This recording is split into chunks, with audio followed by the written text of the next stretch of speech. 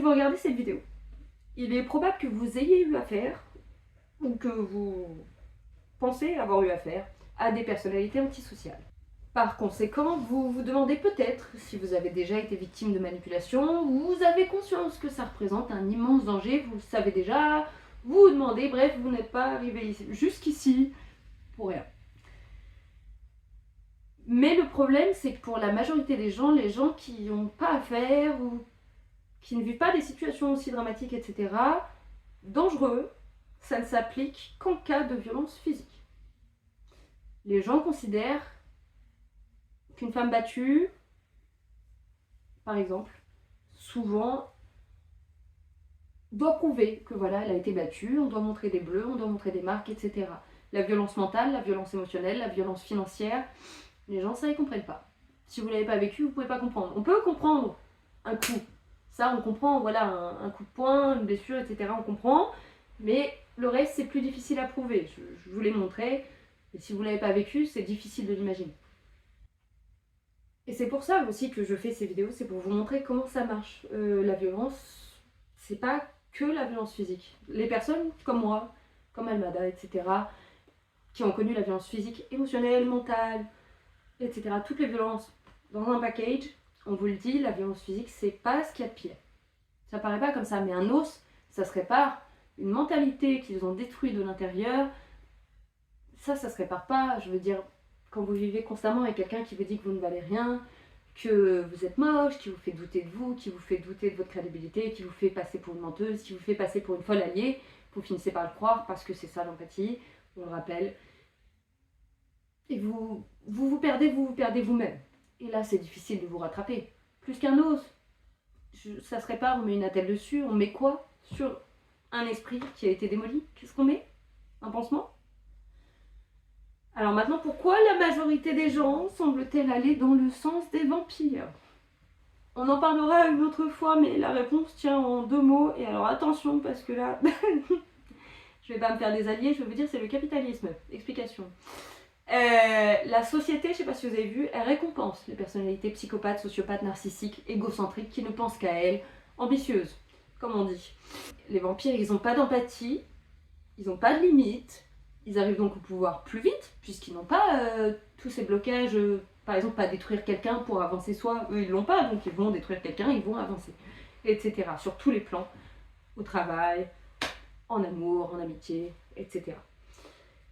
Et le problème c'est que du coup, comme nos vampires ils arrivent au sommet, bah ensuite ils promeuvent quoi? Leurs semblables, hein, voilà, puisque je rappelle, on est tous comme eux, et ceux qui sont pas comme eux sont des jouets cassés, donc ils vont pas encourager un jouet cassé sur le devant de la scène.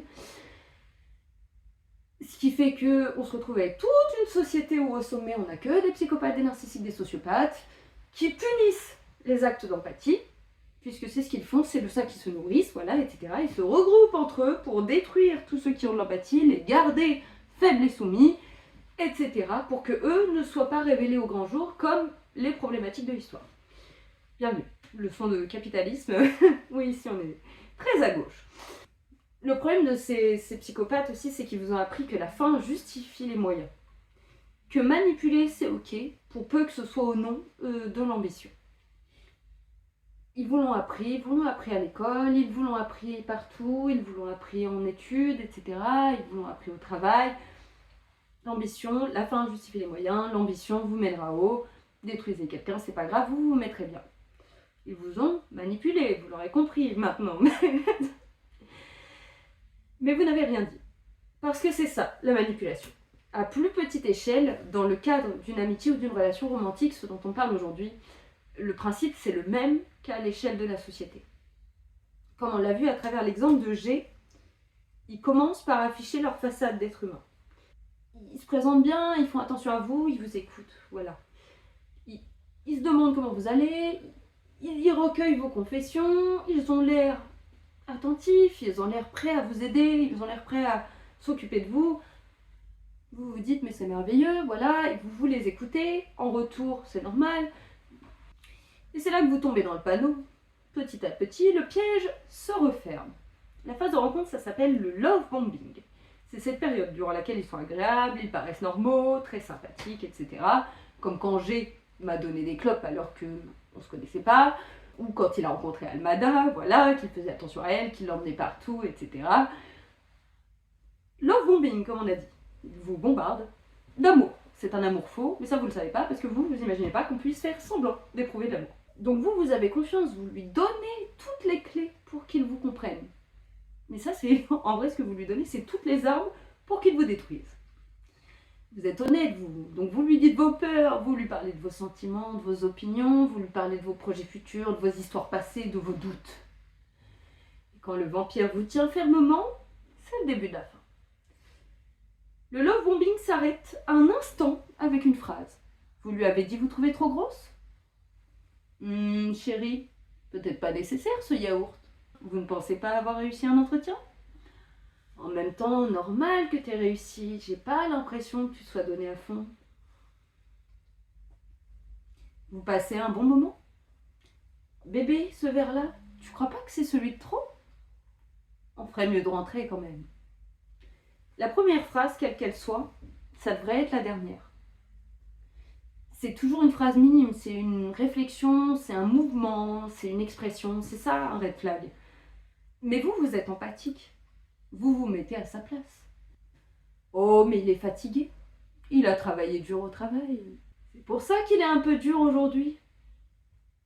C'est vrai ce qu'il dit, je mange trop. Il veut que mon bien, en vrai, il fait ça pour mon bien. Il a raison. Parce que ce n'est qu'une phrase, qu'un geste après un océan de green flag. Vous restez. Puis il y en a une deuxième, mais vous l'excusez. Une troisième, mais vous passez outre. De plus en plus de phrases, de gestes, etc. De red flag. De plus en plus agressifs, de plus en plus violents, de plus en plus méchants. Mais vous vous êtes habitué. L'être humain, donc vous, le bouc émissaire, vous êtes un être d'adaptation. C'est une question de survie, on s'est adapté pour survivre, Darwin, etc. Et donc, vous vous adaptez, ça devient votre routine, c'est normal, et puis vous continuez de penser qu'il est gentil en vrai. Donc bon, maintenant c'est normal, vous cherchez plus à sortir de cette situation. Mais un jour il vous dit quelque chose et vous savez que c'est faux. Donc vous le contredisez. Mais lui il vous dit que vous avez tort. Que c'est pas comme ça que ça s'est passé. Et personne n'était là. Parce que lui, c'est le seul que vous voyez, c'est le seul qui était là.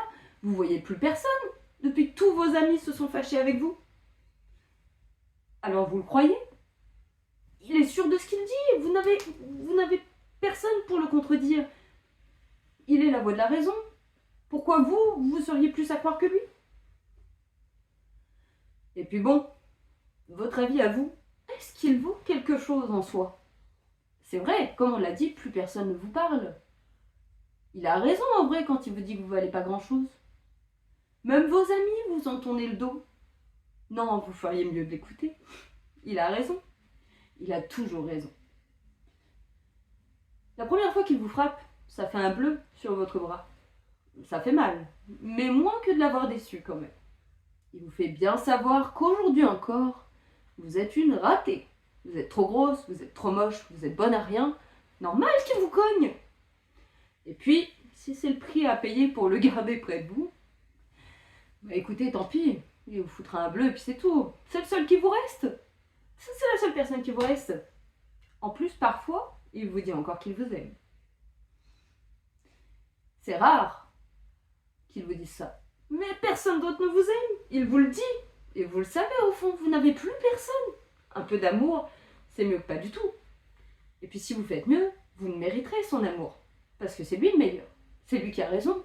Il a été si gentil, il vous aide depuis le début, il vous donne des conseils, vous ne l'écoutez pas. Vous êtes en tort, vous l'avez mérité ce coup de poing. La 15e fois qu'il vous frappe, votre code vous fait vraiment mal. Vous tombez dans la rue. À l'hôpital, on vous pose des questions. Mais elles sont bizarres, ces questions. Comment ça, il faudrait quitter votre homme ? L'hôpital a appelé votre famille. Ils viennent vous chercher. Vous ne comprenez plus. Mais on dirait qu'un brouillard se lève devant vos yeux. Quelque chose ne va pas. Vos amis parlent encore à vos parents. Pourquoi vous ne recevez plus de SMS ? Pourquoi vous ne recevez plus leurs messages s'ils vous en envoient ? Vous comprenez plus rien, les gens sont là pour vous. Mais ils n'étaient plus là, et puis votre mec vous l'a dit, il vous aime pas, qu'est-ce qui se passe ? Heureusement, dans cette confusion, dans ce moment de panique, votre homme arrive pour vous sauver. Il est gentil, il a appris ce qui s'est passé, vous êtes tombé dans la rue. Il est comme au premier jour. On dirait qu'il s'est rendu compte de son amour pour vous, il a eu peur. Vous comprenez, il va tout changer pour vous mériter. Il sait qu'il a eu tort, il n'aurait pas dû s'énerver. Bon, vous l'avez un peu cherché, mais il devrait mieux se contrôler. Il vous montre tout l'amour du monde, il vous apporte des fleurs. Et vous vous baignez de bonheur, vous baignez de joie et vous baignez de peur aussi. Parce qu'il vous a dit qu'il était prêt à se tuer si vous repartez.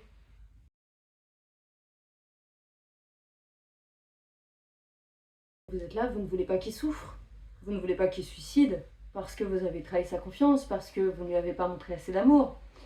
Mais vos amis vous disent de ne pas retourner avec lui. Ils sont bizarres, un coup ils sont là, un coup ils sont pas là, ils ne vous envoient pas de message, mais maintenant qu'ils vous parlent, ils vous disent qu'il ne faut pas repartir avec lui, vous ne comprenez plus rien. Et puis après tout, c'est vrai ce que lui, il vous dit. Ils étaient où pendant tous ces longs mois de galère? Qui était là pour vous quand vous faisiez ce régime? C'était lui, non? Et puis, vous voulez pas qu'il meure. C'est pas bien de souhaiter la mort de quelqu'un. Il est déprimé à l'idée de vous perdre. Non, vraiment, vous pouvez pas le laisser comme ça. Alors bon, quand il vous prévient que ce yaourt, ma chérie, on en a déjà parlé, il a raison. Et le cercle recommence, parce que c'est un cercle. C'est toujours des cercles avec eux. C'est pour ça qu'on parle de briser le cercle, on parle de briser plusieurs cercles dans les faits. Quand on parle de narcissique, de psychopathe, de sociopathe, bref, de vampire. Là, j'ai pris l'exemple d'un homme qui bat sa femme, parce que ceux qui regardent cette vidéo sans connaître ce genre de situation, ils comprennent que ça. Vous comprenez que ça, vous comprenez que la violence physique. Mais nous autres, comme on l'a dit, on le sait que la violence, ça va plus loin que ça. Et comme vous l'avez vu, ça ne commence pas par ça. Un homme qui vous bat, une mère qui vous bat, un patron qui vous viole, que sais-je encore. Ça ne commence pas directement par des coups de poing, par de la violence physique. Ça commence par une réflexion, ça commence par un geste, ça commence par un haussement de sourcil, par une expression de dédain, par une réflexion condescendante, mais dissimulée sous la forme d'un conseil pour vous aider. Et vous êtes empathique, alors vous restez. Et à partir de là, vous êtes foutu. Parce que c'est ce que font les vampires. Ils volent votre liberté de penser, ils volent votre liberté d'aimer, ils volent votre capacité d'être vous, ils vous volent votre personnalité, ils volent vos forces et les transforment en faiblesse. Tout ce que vous leur donnez, ils le prennent, et tout ce que vous ne leur donnez pas, ils le prennent aussi. Ils violent votre humanité. C'est ce que fait un vampire, c'est ce que fait un psychopathe, c'est ce que fait un sociopathe, c'est ce que fait un narcissique. Alors vous allez me dire, t'es bien gentille ma fille, mais comment on sort de là? Comment on sort de cette situation s'ils sont déjà à l'intérieur de nous, s'ils sont dans nos têtes, si on entend leur voix au moment d'acheter un yaourt, au moment de prendre une décision, au moment d'essayer de partir? Comment on se sort de cette situation? J'y arriverai dans la prochaine vidéo. Je vous raconterai ma famille de pédophiles, de violeurs, de manipulateurs, abusifs, violents, malfaisants. Mon père psychopathe, sociopathe, comme on l'a dit. Ma mère narcissique. Toute la famille autour. C'est pas fou non plus. Et c'est pour ça que j'ai besoin de vous. Il faut savoir que je me suis déjà enfuie par le passé de cette situation, après l'avoir miraculeusement comprise. Mais cette fois-ci, la pauvreté m'a rattrapée parce que, comme on l'a dit, l'abus financier. J'ai pas développé, mais toujours suivre le même principe. Donc là, je suis coincée. Je suis coincée en enfer. C'est pour ça qu'on a dû couper à un moment, parce que mon père venait de rentrer. Que s'il entend ça, je vais me prendre une balle, ou il va m'étrangler, on ne sait pas. Ça dépend des jours.